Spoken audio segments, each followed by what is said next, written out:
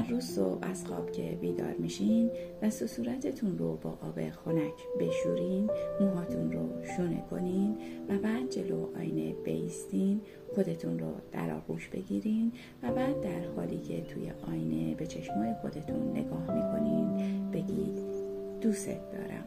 بعد چشماتون رو ببندین، دستاتون رو آروم آروم بیارین روی قفسه سینه و قلبتون همونجا نگه دارین و بعد با آرامش از بینی یه نفس عمیق بکشین، نگه دارین و از راه دهان نفستون رو بیرون بدید. اینجا دوباره نگه دارید، از طریق ذهنی با خودتون تکرار کنید من به مبدأ و مرکز خودم برمیگردم.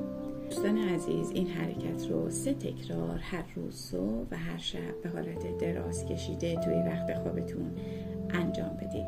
این کار باعث میشه احساسات آسیب دیده شما ترمیم و ناخودآگاهتون پاکسازی بشه.